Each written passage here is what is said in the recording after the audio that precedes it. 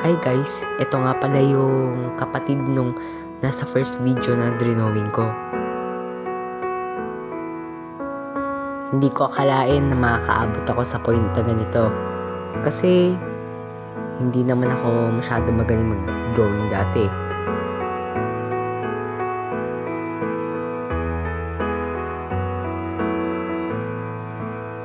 Kasi hindi drawing ko lang naman dati, tamang anime lang. Tapos tabingi pa yung mukha, hindi pa patay yung mata.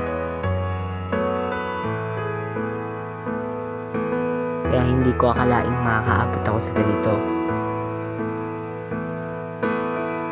Pero lahat naman tayo nagsisimula eh.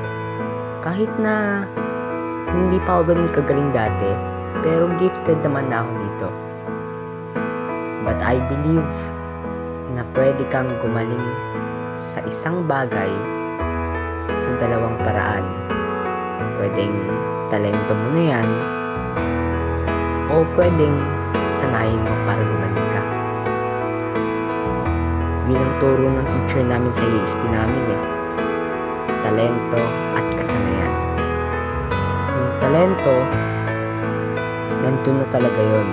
I-improve mo na lang. At yung kasanayan naman, ibig sabihin, wala kang talento sa isang bagay, pero pag pinagpatuloy mo at sinanay mo, gagaling ka at magkakaroon ka ng skills doon. Isa lang yun sa patunay na kung gusto mo talagang gumaling sa isang bagay, may paraan at posible.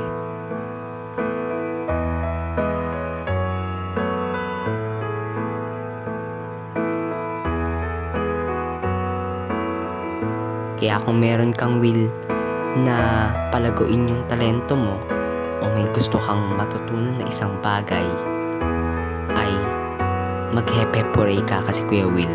Di joke lang. Siyempre, ipagpatuloy mo kasi maganda yung kalalabasan niyan.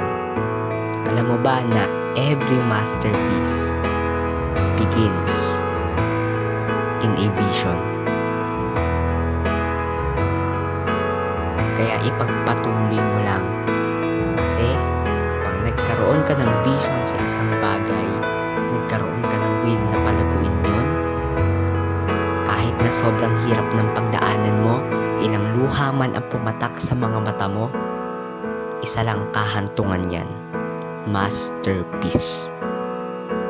Isang magandang resulta.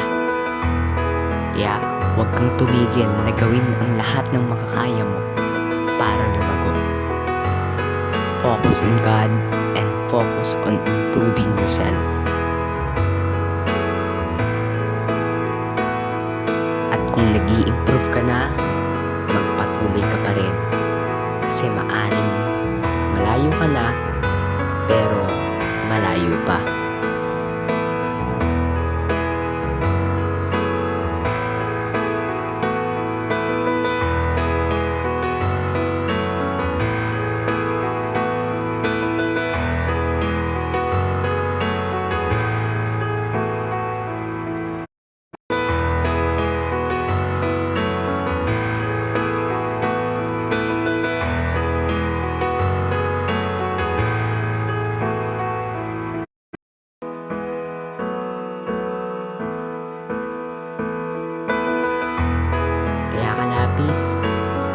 Sasabihin ko sa'yo, ikay magpatuloy sa proseso para sa progresibong pagbabago.